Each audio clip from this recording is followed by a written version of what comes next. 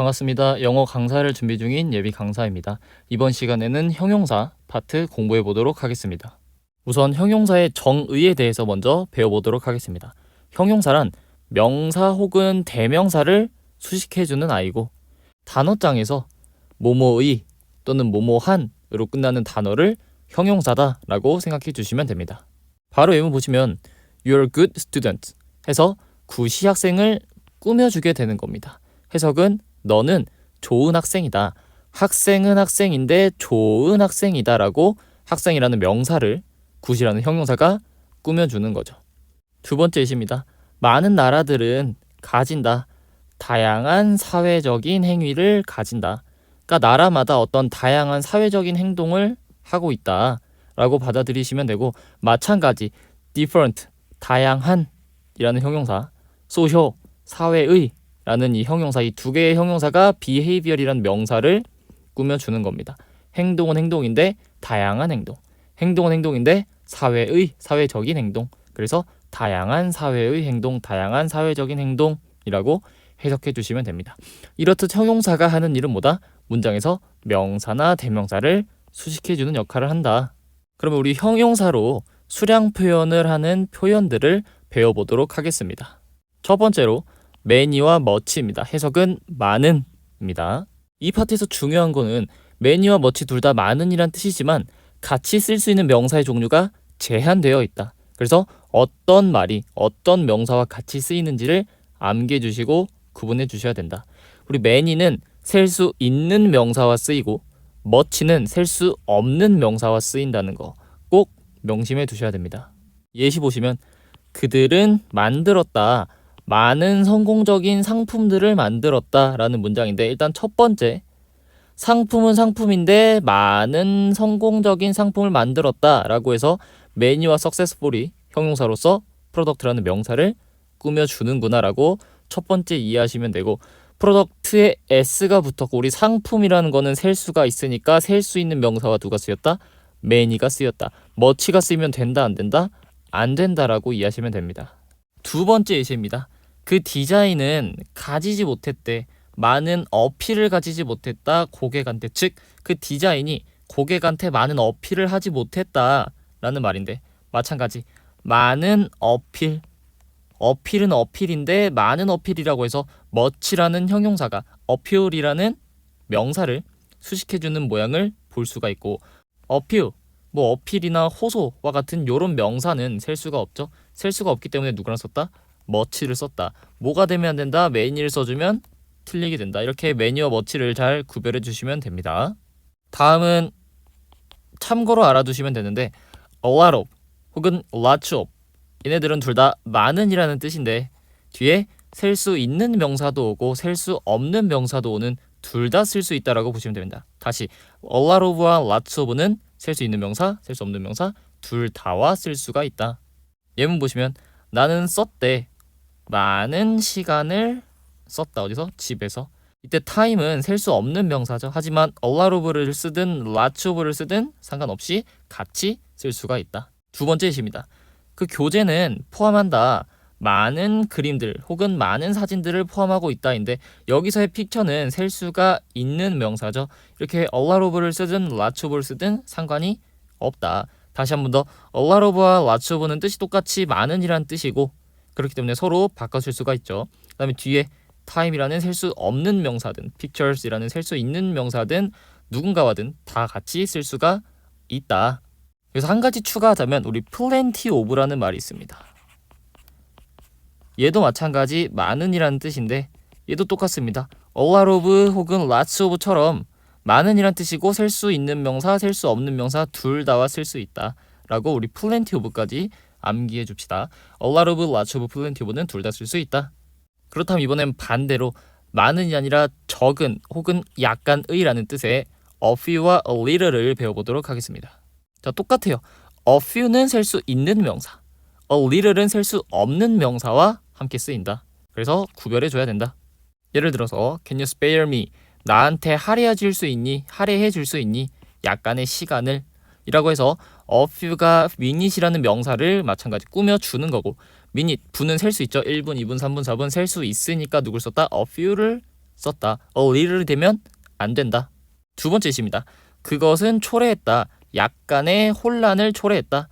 마찬가지 a little이 혼란을 꾸며주는 거고, 혼란이라는 것은 셀 수 없는 추상적인 명사니까 누가 왔다? a little이 왔다. 뭐가 되면 안 된다? a few가 되면 안 된다. 다음은 a few와 a little에서 어를 빼버린 few와 little인데, 우리 few와 little은 거의 없는이라고 해석이 됩니다. 거의 없는. 그래서 똑같이 a few가 셀 수 있는 명사와 썼듯이 few는 셀 수 있는 명사, little은 셀 수 없는 명사와 함께 쓰인다. 하지만 a few는 적은이고 어가 없이 쓰이는 그냥 few는 거의 없는이라고 되기 때문에 헷갈리지 않게 주의해 주셔야 됩니다. 바로 예문 보시면 few people do their best. 어떻게 해석하느냐? 자, 거의 없는 사람들은 최선을 다한다 라고 해석하지 말고 최선을 다하는 사람들은 거의 없다 라고 해석해 주시면 됩니다. 다시, 최선을 다하는 사람들은 거의 없다. 이렇게 그냥 문장을 부정형으로 약간 해석한다고 생각하시면 더 해석이 매끄러워지실 겁니다. 두 번째, 나는 경험이 거의 없다 라고 해주시면 돼요. 다시, little이 거의 없는이지만 나는 가진다 거의 없는 경험을 이라고 하지 말고 little 거의 없는이죠. 이게 그냥 부정문을 만든다라고 생각하셔서 나는 경험이 거의 없다. 뭐에 대한? 그 상황에 대한. 그래서 그 상황에 대한 경험이 나는 거의 없다. 이런 식으로 few와 little이 들어가면 거의 없는, 약간 부정의 느낌을 준다라고 생각하고 해석을 해주시면 됩니다. 다음 experience, 경험이라는 건 마찬가지 셀 수 없는 추상 명사니까 few가 아니라 little이 쓰였다는 걸 볼 수가 있죠. 자, 여기까지는 크게 어려운 부분이 없었다고 생각을 해요. 왜냐하면 그냥 형용사가 뒤에는 명사를 수식하는 거고 수량을 표현할 때는 셀 수 있는지 셀 수 없는지에 따라서 그 형용사의 종류가 바뀐다 정도지만, 이번에는 형용사와 관련해서 보어라는 것을 배워보도록 할 거예요. 그럼 이 보어란 파트를 왜 배우냐? 우리 형용사는 명사를 수식하는 역할도 하지만 두 번째로는 문장에서 보어의 역할도 하기 때문에 보어가 뭔지도 배우고 넘어가도록 하겠습니다. 보어란 불완전한 내용을 보충해주는 말이에요. 보완하다, 보충하다의 보어입니다. 또한 불완전한 내용을 보충해주는데 영어에서는 누구를 보충해주냐? 주어나 목적어를 보충해줄 때 사용합니다. 주어나 목적어를 보충해줄 때 사용한다. 그래서 우리가 흔히 들어본 주격 보어, 주어를 보충하면 주격 보어, 목적격 보어, 목적어를 보충해주면 목적격 보어라는 말이 나오는 겁니다. 예문을 보면 그 쿠키는 끔찍해 보인다 라는 말이죠. 다시, 그 쿠키는 끔찍해 보인다. 그럼 이때 terrible이란 말이 바로 보어가 되는 건데 왜 보어냐 하면, 자, 쿠키가 끔찍해 보인다는 거는 쿠키, 이 주어인 쿠키가 끔찍하다는 거죠. 즉 terrible의 대상이 누가 된다? 쿠키가 된다. 만약에 terrible이 없으면 그 쿠키는 뭐뭐처럼 보인다, 뭐처럼 보이는데 이렇게 의미가 비어버립니다. 그래서 이 비어버린 의미를 보완해 주기 위해서 terrible이라는 형용사를 사용해 준 거고, 누구를 보충해 준다? 쿠키라는 주어를 보충을 해준다. 두 번째 예시입니다. 그 영화는 만들었다, 나를 화나게 만들었다. 다시, 그 영화는 만들었다, 나를 화나게. 자, 그래서 angry가 말하는 대상이 누구죠? 화가 누가 난 거야? 내가 난 거죠, 내가. 다시, 그 영화는 만들어서 나를 하고 angry가 없다고 쳐보면 나를 어떻게 만들었는데? 나를 무슨 상태로 만들었는데? 의미가 모자라죠. 이 모자란 의미를 보충하기 위해서 누굴 써준다? 우리 angry라는 보어를 써줬다. 그래서 angry는 누구를 보충해준다? 내가 화난 거니까 나를 가리키네, 목적어를 가리키네. 이때는 목적격 보어로, 형용사가 보어로 사용이 되었다. 이렇게 이해해 주시면 됩니다. 그럼 이 파트에서 가장 중요한 건 무엇이냐? 우리 보어라는 아이가 해석상으로는 뭐뭐 하게라고 부사처럼 해석이 됩니다. 하지만 실제로 쓰인 건 누구다? 형용사가 쓰인다라는 걸 구별해 주셔야 돼요. 다시, 해석상으로는 뭐뭐 하게라는 부사지만 형용사를 사용해야 된다는 걸 명심해야 된다는 거는 문제 낼 때 어떻게 낸다? 보어 자리에다가 부사 쓸래, 형용사 쓸래라고 물어보게 된다. 그럼 이때는 해석이 부사처럼 되어도 누굴 써야 된다? 형용사를 써야 된다. 예시를 다시 보시면 쿠키는 끔찍해 보인다인데 이때 첫 번째 look 뒤에 있는 말이 보어인 거를 확인을 해야죠. 어떻게 확인한다? 끔찍한 게 누구야? 쿠키네. 주어를 보충해주네. 아, 쿠키가 끔찍하다는 거구나, 주어를 가리키는구나 하고 이게 보어다라는 걸 첫 번째 인지하셔야 되고, 보어 자리엔 누가 써야 된다? terribly가 아니라 terrible이라는 형용사가 와야 된다라는 것을 명심을 해주셔야 됩니다. 두 번째 예시를 다시 보시면 그 영화는 나를 화나게 만든다가 되죠. 그럼 이렇게 생각하는 게 아니라 나를 화나게 만든다? 뭐뭐 하기는 부사네? 그러니까 앵그리리가 맞네. 이게 아니라 그 영화가 나를 화나게 만든데 나를 화나게 만든다고 앵그리가 미라는 나를 꾸며주네. 앵그리가 목적어를 꾸며주네. 얘 보어구나 라고 먼저 인지를 하시고 뭐뭐 하게라고 해석이 될지라도 보어면은 형용사를 써야 되니까 angryly가 아니라 angry를 써야 되는구나 하고 이게 틀렸다는 것을 파악을 하셔야 됩니다. 그렇다면 보어와 목적어를 잠깐만 구별하고 넘어갈게요. 우리 영어 어순을 보시면 주어, 동사, 목적어의 어순이죠. 똑같습니다. 주어, 동사, 보어의 어순입니다. 즉 목적어와 보어가 둘 다 누구 뒤에 쓰인다? 동사 뒤에 쓰인다. 그래서 여기가 목적어 자리인지 보어 자리인지 혹은 내가 궁금해하고 있는 얘가 목적어인지 보어인지 구별을 해야 되니까 목적어와 보어를 구별하는 방법을 한번 짚고 넘어가겠습니다. 두 개의 예시가 있습니다. 나는 선생이다. 나는 나의 선생을 좋아한다. 라는 두 가지 예문이 있는데 똑같이 teacher이라는 말이 들어갔는데 앞에 있는 teacher는 보어고 두 번째 있는 teacher는 목적어입니다. 즉 똑같은 명사라도 한쪽은 보어가 되고 한쪽은 목적어가 되는데 이것을 어떻게 구별하느냐? 위치상으로는 해결할 수가 없습니다. 왜? 똑같이 둘 다 동사 뒤에 사용되었기 때문에 위치상으로는 구별할 수가 없구나. 그럴 때 사용할 수 있는 게 바로 이 두 번째 개념입니다. 우리 보어라는 건 뭐였어? 주어를 보충해주고 목적어를 보충해주는 애였다. 즉 주어를 보충하니까 나는 선생이다. 티처리 누구를 보충해준다? 나를 보충해준다. 다시 말하면 티처리란 대상이 나라는 대상을 가리키게 되는 겁니다. 즉 보어는 주어랑 같은 대상을 가리키게 됩니다. 그렇다면 목적어는 나는 나의 선생님을 좋아한다. 주어랑 목적어가 다른 대상을 가리킵니다. 왜? 꾸며주는 게 아니니까. 주어를 보충해주는 말이 아니기 때문입니다. 예문을 다시 보시면 해석상으로 I am a teacher, 나는 선생님이다 라는 말이면 내가 선생님이라는 거죠. 즉 내가 누구다? 선생님이다. 가리킨 대상이 똑같다. 이럴 때는 보어다. 첫 번째가 그래서 보어가 됩니다.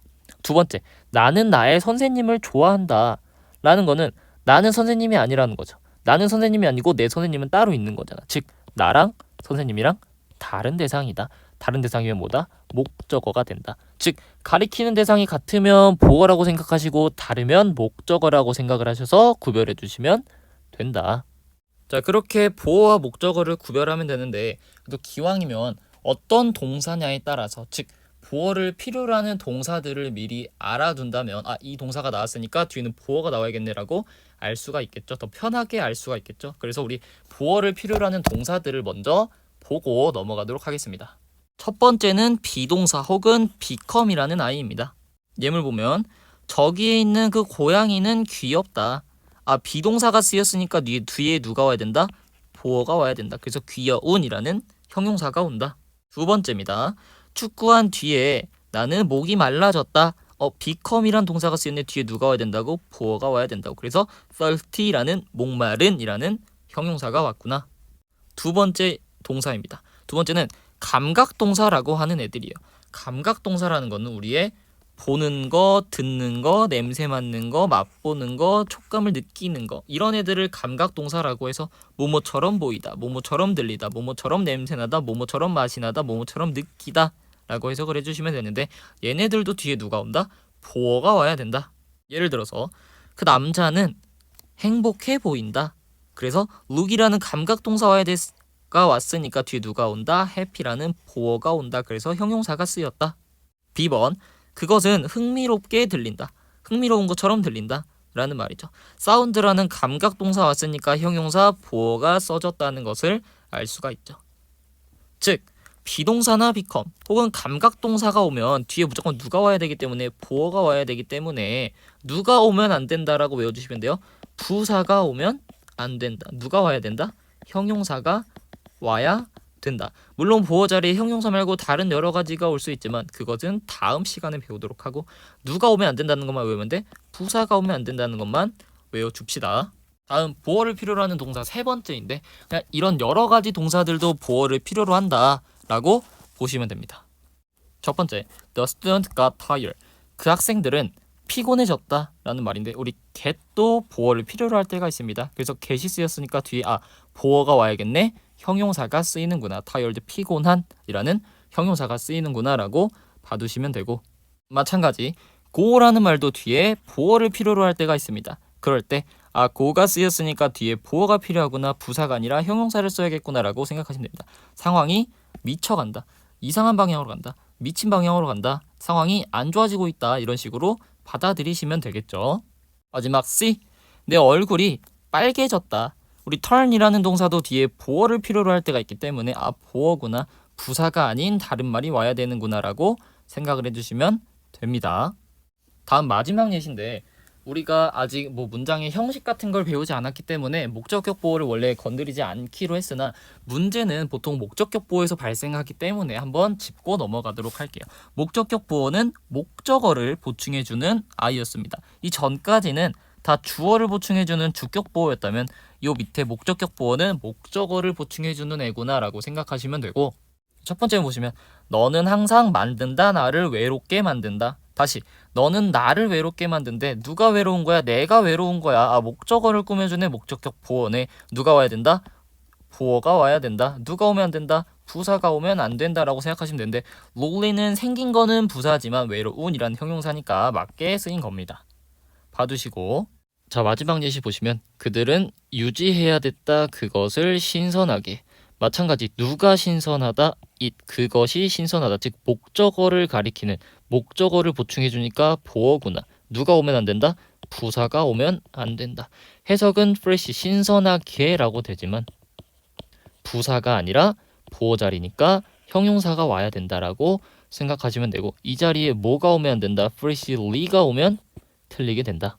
자 그러면 마지막 연습 문제 풀고 끝낼 건데 여기서 초록색 친 부분이 맞았는지 틀렸는지 보시고 틀렸으면 고쳐주시면 되고 해석까지 한번 해보시면 됩니다. 잠깐 정지하시고 문제 풀고 재생하시면 됩니다. A번부터 보시면 우리 few라는 단어 뒤에 뭐가 있었다? problem이 있었다. problem은 셀 수가 없는 명사니까 few가 아니라 누굴 쓰면 된다? little를 써주시면 됩니다. 그래서 해석하면은 있다, little problem이니까 문제가 거의 없다, 우리 사이에는 문제가 거의 없다, 이런 식으로 부정으로 해석을 해주시면 된다. B, 나는 안다, 그 친절한 남자를 안다.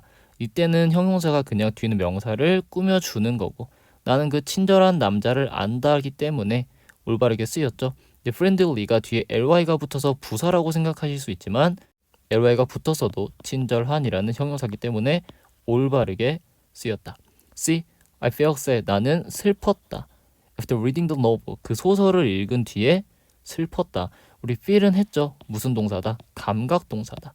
감각 동사는 뒤에 무조건 뭐가 온다? 보어가 온다. 즉 누가 오면 안 된다? 부사가 오면 안 된다. 그래서 sad라는 말이 올바르게 쓰였다. 마지막 D, 나는 알았다. 그 영화가 흥미롭다는 것을 알았다. 다시 나는 그 영화가 흥미롭다는 것을 알았다. 누가 흥미로운 거다? movie라는 영화가 흥미로운 거다. 목적어를 수식하네, 보어구나. 누가 오면 안 된다? 부사가 오면 안 된다. 그래서 interestingly에서 ly를 빼주셔야 맞는 말이 된다. 그래서 오늘 형용사 파트는 명사를 수식한다는 거, 이거는 약간 기본적인 거니까 금방 이해가 되셨을 거고, many와 little 같은 이런 애들은 뒤에 셀 수 있는 명사가 오는지 셀 수 없는 명사가 오는지를 구별해 주셔야 됐고, 오늘 보어를 필요로 하는 동사들을 봤는데 이 보어를 필요로 하는 동사들은 누가 오면 안 된다라고 기억하면 된다. 부사가 오면 안 된다라고 기억을 해주시면 되고, 오늘 강의는 여기서 마치겠습니다. 감사합니다.